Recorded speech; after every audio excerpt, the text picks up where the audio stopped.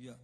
Alors, mes frères, nous allons partager ce soir la parole. Nous allons lire dans beaucoup de passages ce soir pour nous exhorter. Et nous allons prier surtout. Voilà, le Seigneur nous appelle. Il dit sa maison, c'est là une maison de prière. Les vendredis, on ne voit pas les frères et sœurs venir prier. Et sur la ligne de prière, on n'entend personne.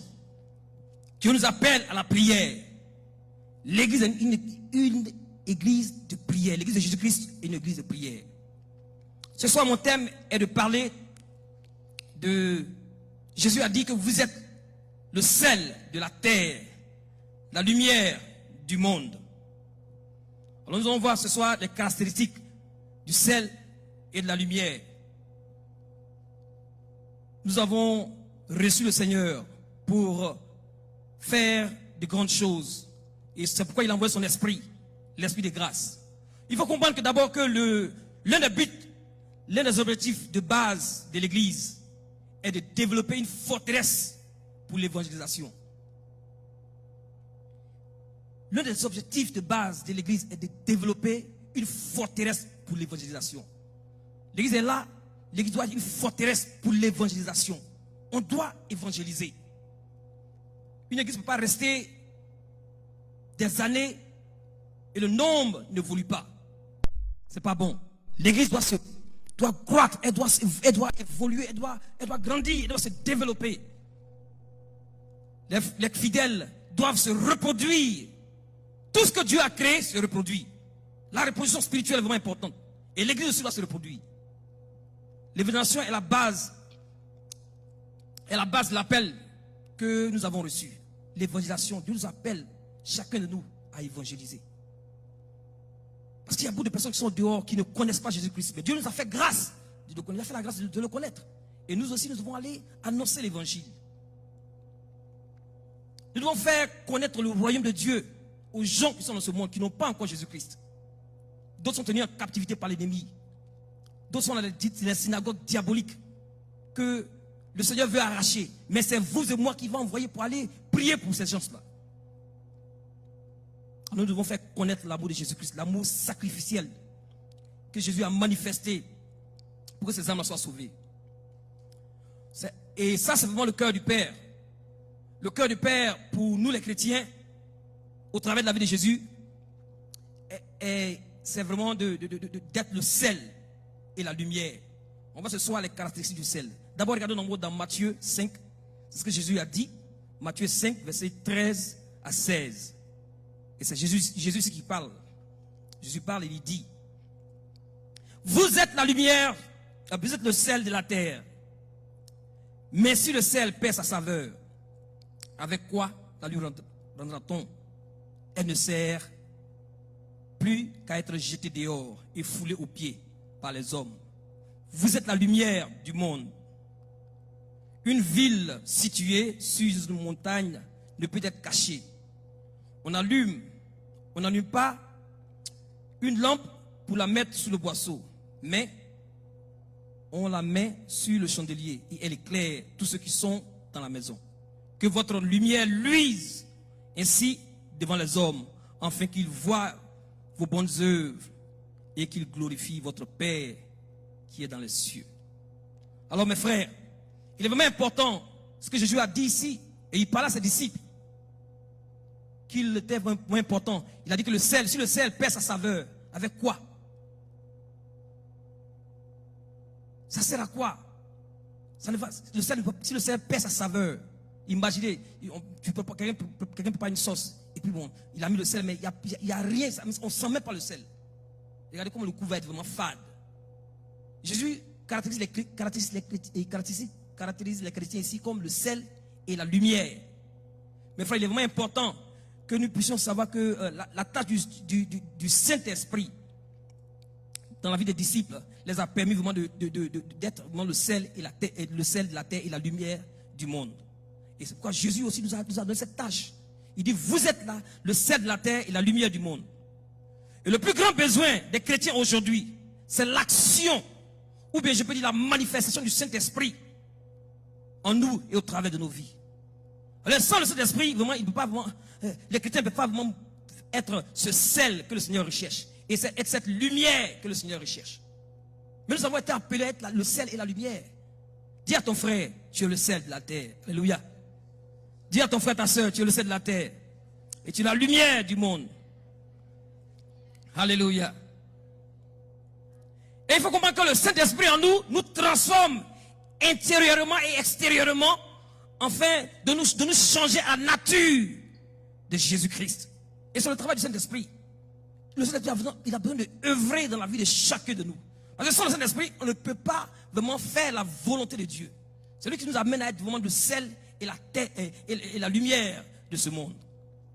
Et quand il vient, mes frères, il nous change la ressemblance de Christ. Quand Jésus était ici, il était conduit par le Saint-Esprit. Tout ce qu'il faisait, c'était au travers du Saint-Esprit. Et c'est la même chose aussi pour nous. Nous aussi, nous devons nous laisser conduire par le Saint-Esprit, comme Jésus a fait. Le Saint-Esprit est venu mettre le caractère de Jésus en nous pour que nous puissions manifester ce caractère-là pour faire ce que Jésus a fait. On ne peut pas faire ce que Jésus a fait sans le Saint-Esprit. On a besoin du Saint-Esprit. Et Saint-Esprit, c'est une personne. Ce n'est pas une chose. C'est une personne qu'on reçoit. Le Saint-Esprit nous conduit. Il entend. Le Saint-Esprit est attristé quand on ne fait pas la volonté de Dieu. Et le Saint-Esprit habite en toi. Il habite en toi. Celui qui a reçu Jésus-Christ, il a le Saint-Esprit en lui. Amen. Donc, le Saint-Esprit vient en nous pour qu'il nous rende capables de témoigner avec efficacité, de témoigner de Jésus-Christ. C'est lui qui est donc capable d'annoncer l'évangile. Et l'église a besoin d'aller évangéliser. Nous avons besoin d'aller annoncer Jésus-Christ. Et c'est ce que les disciples ont fait dans le Nouveau Testament, l'église primitive. Et Jésus accompagnait leur action par des miracles. Il y avait des prodiges qui les accompagnaient. Pourquoi? Parce qu'ils obéissaient à ce que Dieu avait dit. Parce que Jésus avait dit, ils obéissaient et les miracles les accompagnaient. Et Dieu fait la même chose avec nous aussi, mes frères, Église de la Grande Moisson. Dieu veut faire des miracles au travers de nos vies. Mais nous devons obéir à l'ordre suprême. C'est-à-dire d'aller. D'aller. C'est ce qu'il a dit dans Matthieu. Il a dit, tout pouvoir m'a été donné dans le ciel et sur la terre. Allez et faites de toutes les nations des disciples. Baptisez le nom du Père, du Fils et du Saint-Esprit et enseignez-leur à observer tout ce que je vous ai prescrit. Et voici, je suis avec vous tous les jours jusqu'à la fin du monde. Vous voyez? Et quand on part, Jésus est là avec nous pour opérer des miracles. Et c'est pourquoi on doit aller. On ne peut pas avoir le Saint-Esprit puis on est assis, on ne bouge pas. Le Saint-Esprit est un esprit d'action, il bouge. Et ce soir, c'est pourquoi on va prier pour ça ce soir. On va prier pour que le Saint-Esprit soit en action dans ta vie. Il soit en action dans son église, pour que l'église puisse bouger. Alléluia. Est-ce que vous êtes avec moi, mes frères et sœurs? Alléluia. Nous sommes le sel et la lumière pour changer le monde autour de nous. Si tu vois que les choses ne vont pas, c'est parce que nous ne faisons rien pour que les choses changent. Dieu dit que nous sommes le sel et la lumière pour qu'on change les choses autour de nous.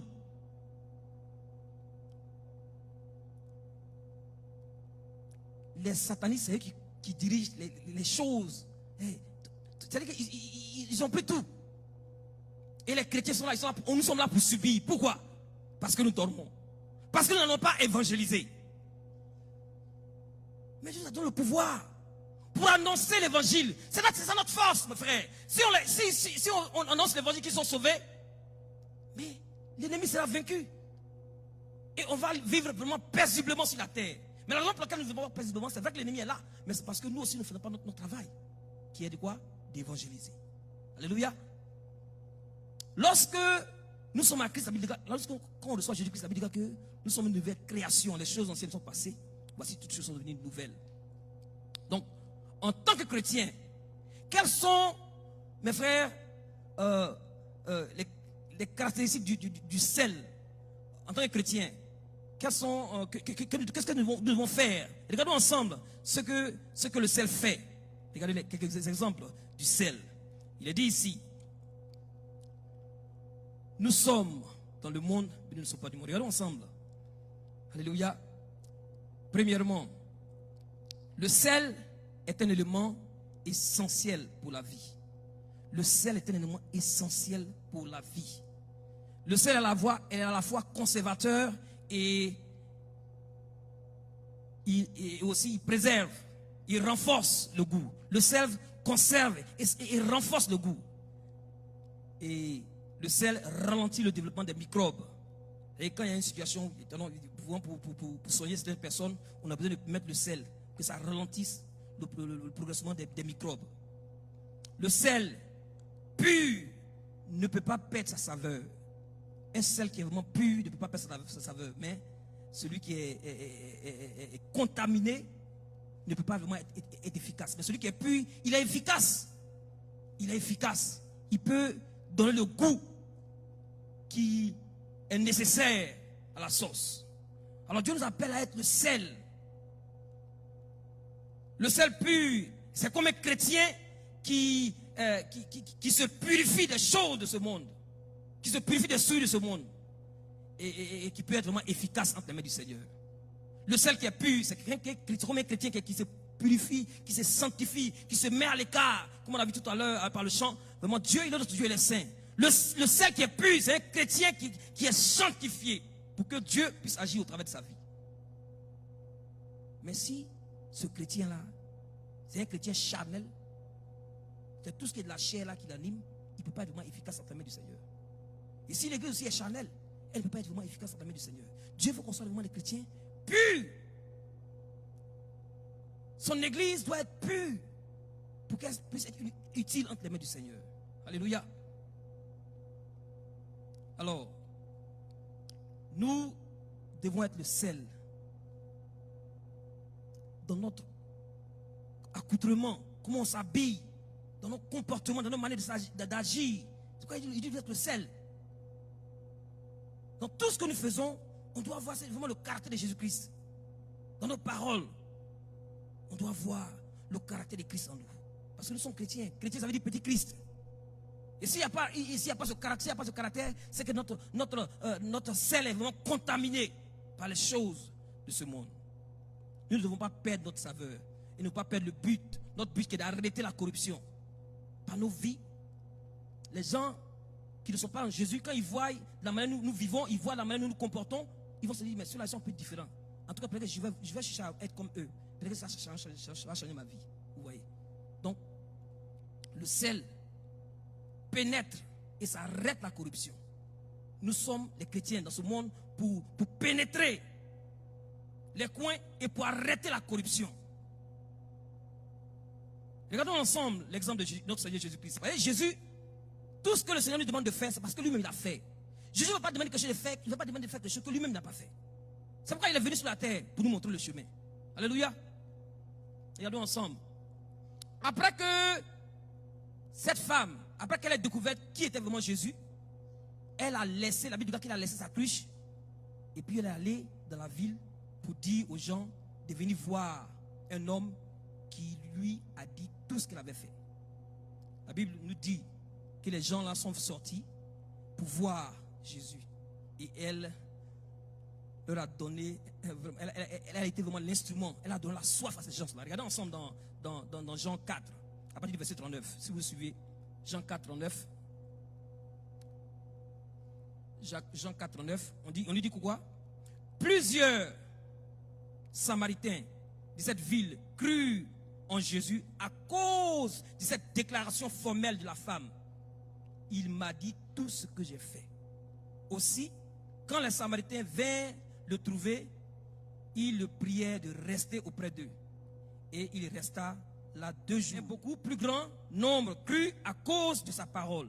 Et il disait à la femme, ce n'est plus à cause de ce que tu as dit que nous croyons, car nous l'avons entendu nous-mêmes et nous savons qu'il est vraiment le sauveur du monde. Amen.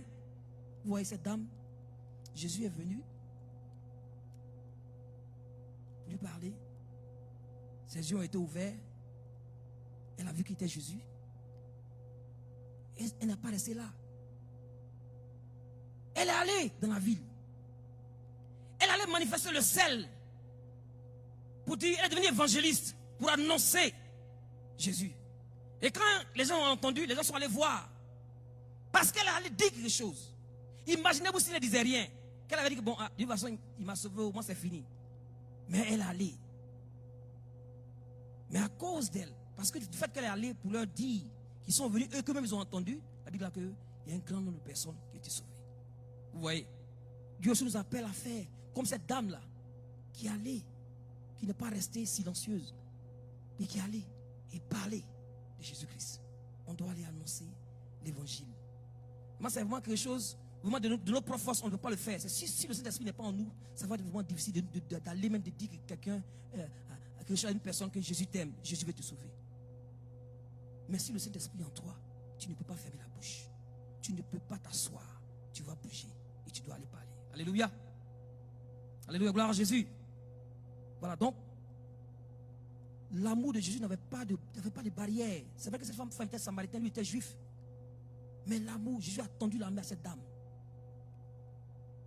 Sa compassion pour cette dame, bien qu'elle n'était pas juive. Et c'est ce que nous devons faire. Nous devons étendre la main vers les personnes qui sont autour de nous. Ce n'est pas question de dire que je viens de la Côte d'Ivoire, ou bien je viens du Cameroun, mais je viens de tu peux imaginer. Non. Devant Jésus, il n'y a pas de barrière. L'amour de Jésus n'a aucune barrière. Ça va partout. C'est pourquoi j'ai l'habitude de dire que Jésus, Dieu a tant aimé le monde. Et nous devons aller partout. Annoncer Jésus-Christ. Alléluia. Deuxième caractéristique du sel. Le sel guérit. Le sel guérit. Regardons ensemble dans 2 Rois 2, versets 19 à 22. Alléluia. 2 Rois 2, versets 19 à 22, il est dit: les gens de la ville dirent à Élisée: voici, le séjour de la ville est bon, comme le voit mon serviteur, mais les eaux sont mauvaises et le pays est stérile. Il dit: apportez-moi un plat neuf et mettez-y du sel. Et ils le lui apportèrent.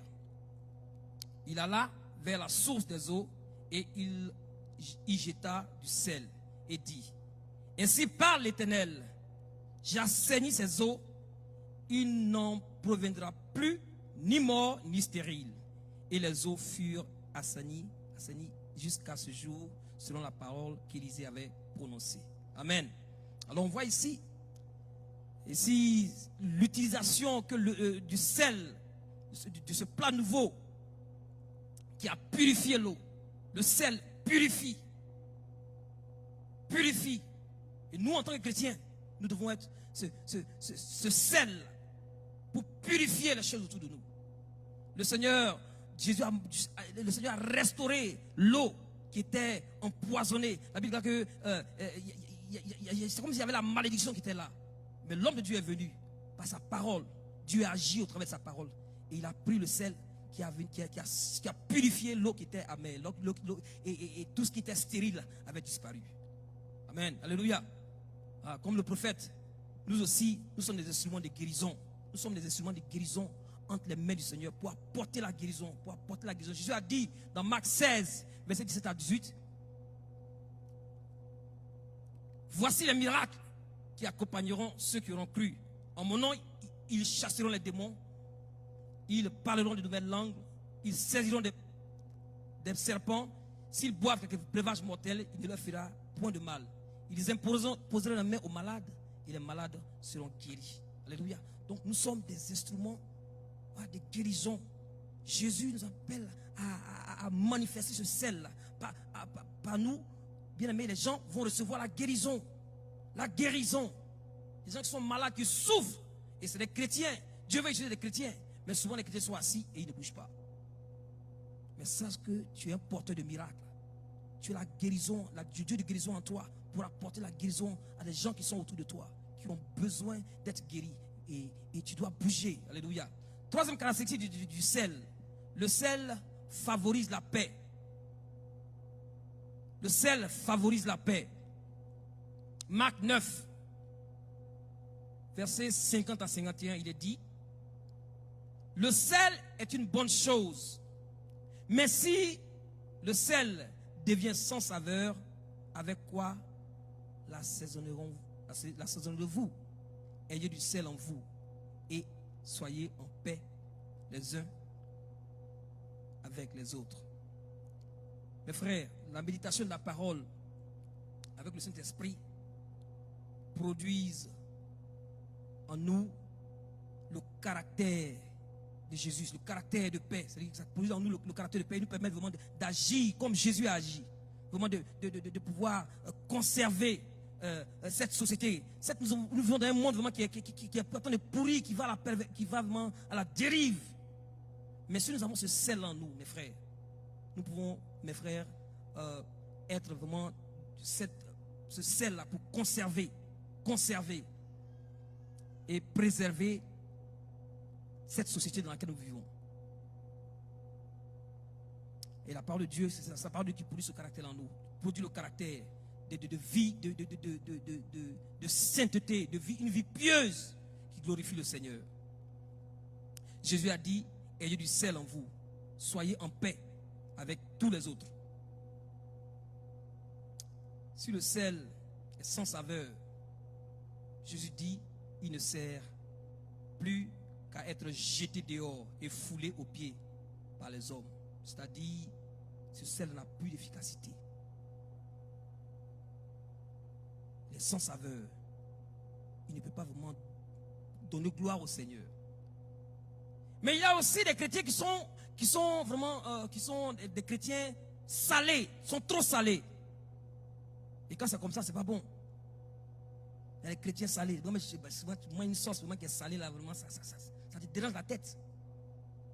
Dieu ne veut pas qu'on soit des chrétiens trop salés. Les chrétiens comme ça, c'est pourquoi il parle ici d'être en paix. Vous voyez, non? Il a dit quoi? Hein? Des chrétiens trop salés. Et quand c'est comme ça, c'est tout le problème. Même à l'église, au travail. Il est chrétien, il est toujours en train de faire les choses. Oui. C'est pourquoi le Seigneur dit, nous devons être en paix, dans un esprit d'unité, non seulement parmi nous les frères et sœurs, mais aussi avec les gens de dehors. Nous devons rechercher la paix. Il ne faut pas être trop salé. Dis à ton frère, il ne faut pas être trop salé. Jésus a dit qu'il faut être salé. Il y a des gars qui sont trop salés. Hein? Quand c'est comme ça, c'est dur.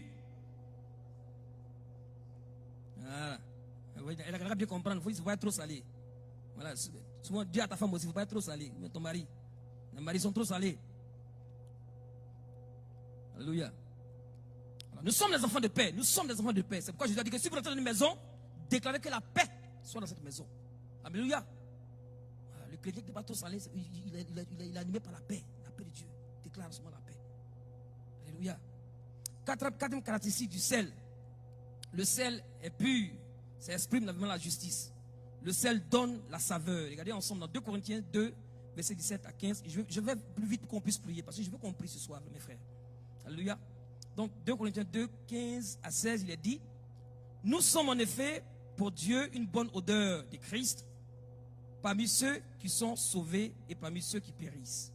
Aux uns, une odeur de mort donnant la mort et aux autres, une odeur de vie donnant la vie. Voilà, donc nous pouvons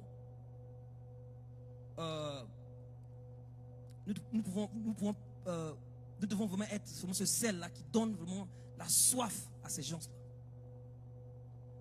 Nous pouvons perdre notre saveur en tant que sel de la terre si la pureté de notre Seigneur Jésus-Christ n'est pas ou bien n'est plus évidente dans notre vie de chaque jour. La pureté de Jésus doit être évidente dans ta vie. La pureté de Jésus, en tant que chrétien, Dieu t'appelle à vivre une vie de sainteté, à vivre une vie de consécration, à vivre une vie vraiment qui l'honore. C'est ainsi que tu pourras vraiment être le sel. Être le sel, là où Dieu veut que tu sois le sel. Être la lumière, là où Dieu veut que tu sois la lumière. Comme nous allons voir tout à l'heure. Donc le sel aussi guérit les blessures. Jésus a dit dans Luc 4, 18, il m'a envoyé pour guérir le cœur brisé. Comme Jésus allait de lieu en lieu, il faisait du bien, il guérissait les malades. Mais nous aussi, en tant que sel de la terre, nous devons aller faire du bien et apporter la guérison. Le Seigneur nous a donné une langue exercée pour soutenir ceux qui ont le cœur, ou bien ceux qui sont abattus. Dans Ésaïe 54, ce qu'il est dit, le Seigneur nous a donné une langue exercée pour soutenir par la parole celui qui est abattu. Tu as la parole dans la bouche. Tu es le sel pour apporter la vie à tous ces gens qui sont autour de nous. Non seulement nous sommes le sel, mes frères et sœurs, la Bible dit que nous sommes aussi la lumière. Dans ce monde, il y a deux genres de personnes. Il y a ceux qui ont la vie en Jésus et puis maintenant ceux qui sont dans les ténèbres. Jésus a dit, il dit, vous êtes la lumière du monde. Regardons ensemble Philippiens 2, versets 14 à 15. C'est vraiment important que vous puissiez comprendre. Parce que si tu sais qui tu es, tu sauras comment agir. Généralement, les gens agissent comme ils veulent parce qu'ils ne savent pas qui ils sont. Si tu connais ton identité, tu sauras comment agir. Et puis qu'on vient à l'église pour qu'on soit informé, pour qu'on soit enseigné, pour qu'on soit instruit, pour qu'on puisse connaître qui nous sommes en tant qu'enfants de Dieu. Nous sommes le sel de la terre, nous sommes la lumière du monde. Dans Philippiens 2, 14, 15, il est dit, faites toutes choses sans murmure ni hésitation, afin que vous soyez irréprochables et purs des enfants de Dieu, irrépréhensibles au milieu d'une génération perverse et corrompue, parmi lesquels vous brillez comme des flambeaux dans le monde. Voici ton identité. Flambeau dans le monde. Il dit de faire toutes choses sans murmure ni hésitation. Et que vous soyez irréprochables. Mais tout ça, c'est dans le contexte de la vie de sainteté, dans le contexte de la vie de consécration à Dieu. C'est-à-dire que tu vas être un flambeau. Il n'a pas dit que tu veux que tu sois une bougie. Le gars dit bien, peut-être que tu sais pas combien, étincelle. Il dit quoi? Un flambeau. Flambeau, c'est même bien gros. Alléluia. Voilà. Il faut que tu saches que tu es. Alors, quel est le rôle de la lumière? La lumière chasse les ténèbres. Par exemple, il y a ici, quand c'est allumé là, si on éteint là, il va faire noir. Bon, c'est vrai qu'il est un peu jour. La lumière, quand la lumière apparaît, la lumière chasse les ténèbres. Il n'y a plus de place pour les ténèbres. Là où il y a le ténèbre, tu allumes, pouf, ça disparaît. Ça chasse. Le rôle de la lumière, c'est de chasser les ténèbres. En tant qu'enfant de Dieu, tu es la lumière, partout où tu vas, tout ce qui est ténèbres doit partir. Mais si toi-même, c'est devant toi-même, les gens ne sont pas les choses même des ténèbres là, mais c'est encore grave. Non. Quand tu arrives, on a les gens qui disent, elle est arrivée où? Elle est ici. Les gens doivent fermer la bouche. Parce qu'on sait qui tu es. Mais si toi-même demandes à toi, les gars sont pas de n'importe quoi, les FBI et toutes les autres choses, c'est que c'est grave. C'est parce que les gars ne savent pas qui tu es. Mais si on sait qui tu es, les gars vont contrôler leur bouche, vont se méfier. On dit non, elle arrive, ou bien il arrive. Parce qu'on sait que tu es la lumière. Alléluia. Le rôle de la lumière, on a vu ce soir, c'est de chasser les ténèbres. La lumière est visible. La lumière n'est pas cachée. La lumière, c'est visible. Il y a des chrétiens qui sont des chrétiens invisibles. Ou bien des chrétiens qu'on appelle undercover. Comment ils appellent ça même? Espions, c'est espions, undercover. Ils sont chrétiens, mais déjà même au travail, mais on ne sait pas si les chrétiens. À la maison, mais dans son quartier, on ne sait pas si les chrétiens. Mais quand tu es chrétien, les gens savent que non, lui, elle est chrétien. On n'a pas dit d'aller se montrer que tu es chrétien, mais ça dit que par ton comportement, ta manière de. C'est comme les juifs là, chaque vendredi, à une heure précise, ils savent qu'ils doivent aller aux synagogues. On les connaît pour ça. Même les musulmans aussi, souvent vous avez les musulmans, on sait qu'à une heure précise, ils vont au mosquée, c'est ça? Dans la mosquée, voilà. Donc, voilà. Mais nous les chrétiens, est-ce qu'on nous connaît pour qui nous sommes? Et quand c'est comme ça, on peut être la lumière. On peut éclairer les ténèbres. Dieu nous appelle à être la lumière. Alléluia. Est-ce que vous êtes d'accord avec moi, mes frères et sœurs? Il faut être visible. Il faut qu'on te voie. Les disciples, ils n'étaient pas cachés. On savait qui était Ananias. On dit Ananias, le voici là-bas. On sait qui est Ananias. Mais c'est toi, on te connaît. En train de discipler Jésus. On doit nous connaître qui nous sommes. Alléluia. Que tu ne dois pas être caché. Les gens doivent voir en nous cette lumière. Deuxièmement, la lumière dirige ceux qui sont perdus quand ils ne savent pas où aller. Jésus est la lumière du monde et il habite en toi, il habite en moi. La lumière conduit les hommes vers Jésus afin de passer des ténèbres à la lumière. C'est comme dans un village, tout est noir. Si on allume une lumière, vous allez voir que toutes les bêtes, là, les insectes vont venir vers la lumière. Je ne sais pas si vous avez constaté ça. Hein? Ceux qui ont des maisons, là, souvent ils appuient les trucs. Ils allument peut-être des petits trucs. Quand ils allument comme ça, il fait noir. Toi, les insectes là courent pour aller vers la lumière. C'est ça. La lumière attire les bêtes. En tant que chrétien, on doit attirer les gens vers Jésus. Alléluia. Voilà. Troisièmement, la lumière nous avertit du danger. La lumière révèle ce qui est caché. Vous savez, quand quelque chose est caché, quand tu as de la lumière, tu ne sais pas, tu vas chercher comme ça et tu vas voir ce qui est caché. La lumière, ça te révèle. Peut-être s'il y avait un serpent qui est là, tu peux voir. Et nous aussi, nous sommes la lumière. On doit, mes frères, avertir du danger. Parce que il y a des gens qui meurent chaque jour qui vont à l'enfer. Mais nous sommes la lumière, mais on ne les avertit pas qu'un jour, s'ils n'ont pas Jésus-Christ, ils vont à l'enfer. On ne parle même pas de Jésus-Christ. On doit avertir. On doit révéler ce qui est caché. Les gars, ils ne savent pas. Les gens, ils ne savent même pas qu'on parle d'enfer, ils écoutent comme ça. Mais ce n'est pas encore rentré dans leur esprit, mais de comprendre que quand ils meurent, s'ils n'ont pas Jésus-Christ, ils vont à l'enfer. Mais toi qui es la lumière, tu dois annoncer, tu dois leur parler, que tu dois les avertir et tu dois leur révéler ce qui est caché. Parce que tu es la lumière. Alléluia.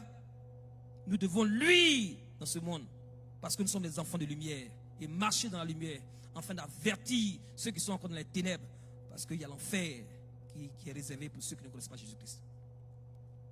Les hommes ne veulent pas venir à la lumière, ils ne veulent pas venir à la lumière, mais par notre manière de nous comporter. Vous allez voir que mes frères, leurs œuvres seront exposées et ils vont se rendre, ils vont vouloir dire, mais attends, il y a quelque chose, vraiment ce gars-là, il est différent. Généralement, quand les gens font les choses, ils agissent comme ça, mais lui, là, il est différent. Les gens ne veulent pas venir à la lumière, les gens ne veulent pas venir à cause de leurs œuvres sont mauvaises. Mais si nous, en tant que chrétiens, là où on travaille, là où on habite, les gens voient en nous ce caractère-là, ils seront vraiment changés. Ils vont voir leurs œuvres sont vraiment exposées, ils vont changer. Ils vont se demander, mais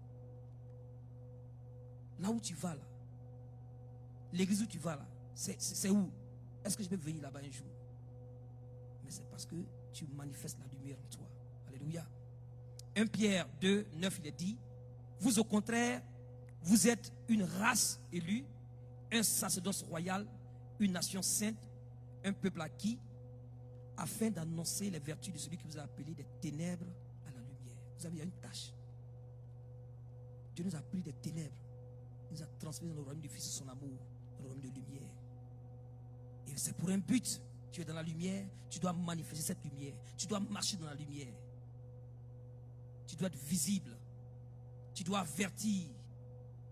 Tu dois révéler ce qui est caché parce que tu es la lumière. Alléluia. Éphésiens 5, verset 8 à 14, il est dit, autrefois vous étiez ténèbres, maintenant vous êtes lumière dans le Seigneur. Marchez comme des enfants de lumière, car le fruit de la lumière consiste en toutes sortes de bonté, de justice et de vérité. Examinez ce qui est agréable au Seigneur et ne prenez point part aux œuvres infructueuses des ténèbres, mais plutôt condamnez-les. Le roi de la lumière condamne ce qui est ténèbres. Voilà. Il continue à dire, car il est honteux de dire ce qu'ils font en secret, mais ce qui est condamné est manifesté par la lumière, car tout ce qui est manifesté est lumière. C'est pourquoi il est dit, réveille-toi, toi qui dors, réveille-toi d'entre les morts, et Christ t'éclairera. Amen. Dieu veut nous réveiller ce soir par son esprit. Comprendre qui nous sommes, que nous sommes le sel et la lumière du monde.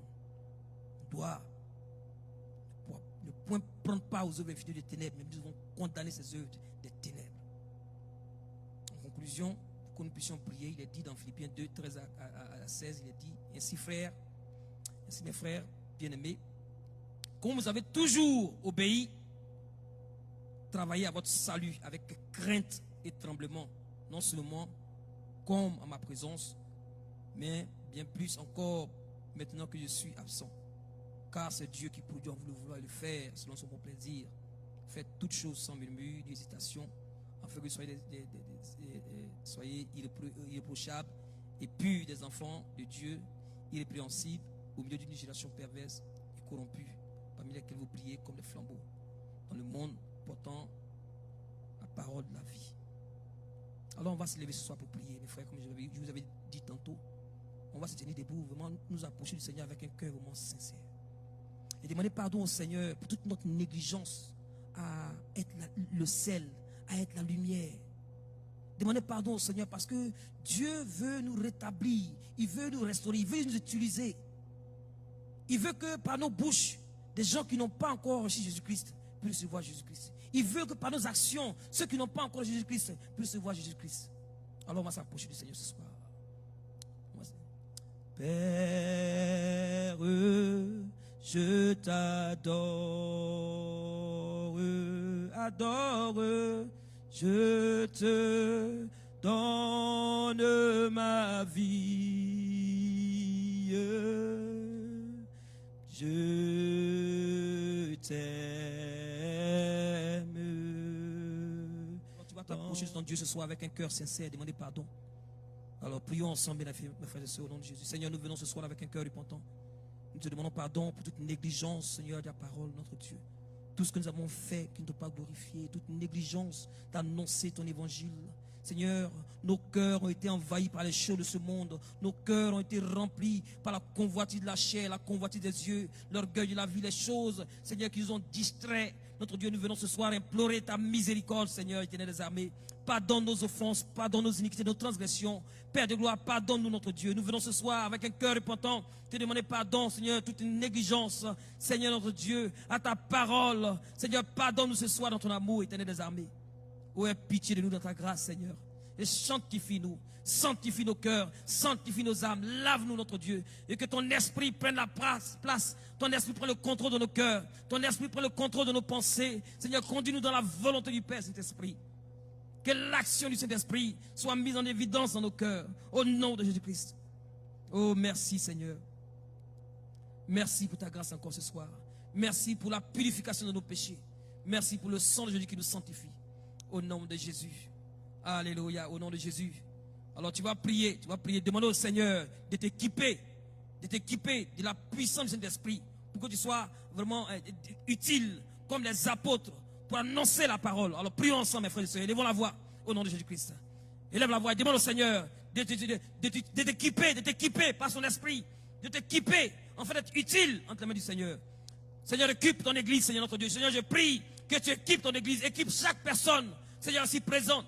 Seigneur, à être, Seigneur, ô Père de gloire, utile entre tes mains pour annoncer l'évangile. Parce que tu as dit que nous sommes le sel de la terre, la lumière du monde. Seigneur, équipe ton église, équipe, Seigneur, le groupe des femmes, des hommes, Seigneur Dieu, le groupe des jeunes, Père de gloire, afin d'annoncer ton évangile, afin de proclamer, Seigneur, tes merveilles, Seigneur, au nom de Jésus-Christ. Oh, manifeste ta puissance, notre Dieu, au nom de Jésus-Christ. Équipe ton église, notre Dieu. Équipe ton église, Seigneur, de la puissance du Saint-Esprit. Équipe ton église, Seigneur, de la puissance en haut, pour annoncer ta parole, pour, Seigneur, parler de Jésus-Christ. C'est notre Dieu, être la lumière, notre Dieu, dans le nom de Jésus-Christ. Oh, merci, Seigneur. Oh, fais de nous, Seigneur, des seigneurs, une église qui témoigne de Jésus-Christ, qui parle de Jésus-Christ. Seigneur, au nom de Jésus, merci, Seigneur, pour ta grâce. Au nom de Jésus. Alléluia. Au nom de Jésus, nous allons prier. Amen. Nous allons prier. Tu vas prier que le feu de l'Esprit brûle en toi pour te rendre capable d'être témoin efficace de Jésus-Christ. Que le feu de l'Esprit brûle en toi pour que tu sois, qui te rende capable d'être témoin efficace. Au nom de Jésus. Élevons la voix et prions. Prions au nom de Jésus-Christ. Élève la voix et prie, mon frère. Ouvre la bouche et parle. Ouvre la bouche et parle. Mais si tu ne demandes pas, rien ne va se passer. Ouvre et parle, demande au Seigneur. Il veut t'utiliser, mais demande-lui, ouvre la bouche et parle. Seigneur notre Dieu, nous prions, Père de gloire, Seigneur, et tends ta main, Seigneur notre Dieu, dans le nom de Jésus-Christ, Saint-Esprit, que ton feu brûle en nous, brûle dans nos vies, brûle, Seigneur, et nous rend capables d'être témoins efficaces, de parler de Jésus-Christ. Oh Seigneur, remplis ton église, brûle, que ton feu brûle dans le cœur de mes frères et sœurs, que ton feu brûle et rende capable, Seigneur Dieu, Père de gloire, à ton peuple d'être des témoins efficaces, de parler de Jésus-Christ, d'être la lumière, d'être le sel, notre Dieu, par la puissance de ton esprit. Manifeste ta puissance, Seigneur, au nom de Jésus-Christ. Oh, merci, notre Dieu. Oh, merci Seigneur pour ton feu maintenant qui brûle maintenant dans chaque cœur, qui brûle dans chaque vie, notre Dieu, pour rendre capable, Seigneur Dieu, chacun de nous, notre Dieu, pour annoncer ton évangile. Merci Seigneur pour ta grâce. Alléluia. Au nom de Jésus. Au nom de Jésus. Alléluia. Tu vas prier maintenant que le feu du Saint-Esprit consume en toi et dans l'église toute marque qui donne accès à l'ennemi. Qui donne accès. Tu vas demander au feu du Saint-Esprit de consumer dans ta vie, dans la vie de ta femme, des enfants, toute marque qui donne accès à l'ennemi. Alors prions ensemble. Élève la voix et demande au Seigneur au nom de Jésus-Christ. Alléluia. Seigneur, nous prions, Père de gloire. Oh, que ton feu, Seigneur Dieu, Père de gloire, Seigneur, consume, Seigneur Dieu, Père de gloire, dans la vie de ton peuple, notre Dieu. Toutes les marques qui donnent accès à l'ennemi, notre Dieu. Qui donnent accès, Seigneur Dieu, aux choses, Seigneur, de ce monde, notre Dieu. Au nom de Jésus-Christ. Seigneur, que ton feu descende maintenant. Descende pour prier. Tu vas prier et demander que le zèle de la maison du Père Céleste te dévore. Le zèle, c'est-à-dire l'amour passionné de Jésus-Christ te dévore. Demande que le zèle de la maison de ton Père te dévore. Qui te remplisse au nom de Jésus. Prions ensemble, élève la voix et demande au Seigneur. Alléluia. Seigneur notre Dieu, nous prions que le zèle de ta maison dévore ton peuple, dévore le groupe des femmes, le groupe des hommes, et qui s'élèvent pour aller annoncer ton évangile, pour aller proclamer ta parole. Notre Dieu, partout, tu vas les emmener. Seigneur, que le zèle de ta maison dévore ton peuple, dévore comme il a dévoré Jésus-Christ, qui allait de lieu en lieu pour annoncer ta parole, qui guérissait les malades. Seigneur notre Dieu, que le zèle de ta maison nous dévore. Au nom de Jésus-Christ.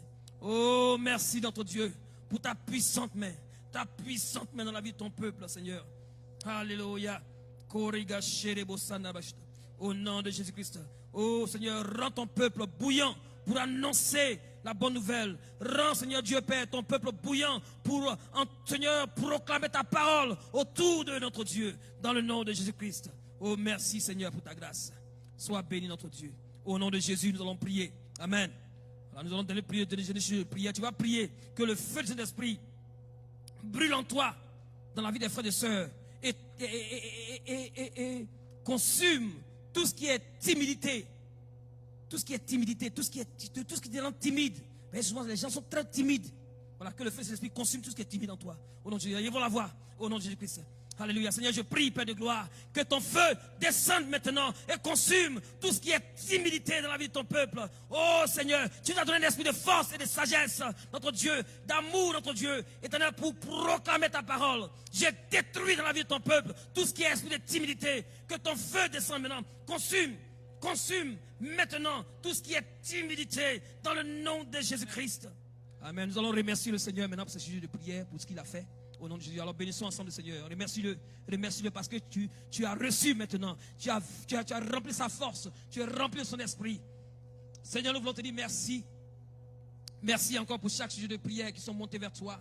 Merci parce que tu as dit que nous sommes le sel de la terre, la lumière du monde. Seigneur notre Dieu, pour Seigneur donner la saveur, pour éclairer ceux qui sont dans les ténèbres. Seigneur, merci pour ta présence parce que tu as promis d'être avec nous, de ne pas nous délaisser. Seigneur, tu vas opérer des miracles lorsque nous allons aller annoncer l'évangile. Tu as dit, Seigneur, que tout pouvoir m'a été donné dans le ciel et sur la terre. Allez et faites toutes les nations des disciples, Seigneur, par l'obéissance de ta parole. Oh Seigneur, donne à ton peuple d'expérimenter ta gloire, d'expérimenter, Seigneur notre Dieu, des prodiges et des miracles. Oh, nous te bénissons, Seigneur, pour ta grâce. Reçois l'adoration, reçois encore l'élévation, Seigneur, pour tous tes bienfaits. Au nom de Jésus, nous avons prié. Amen.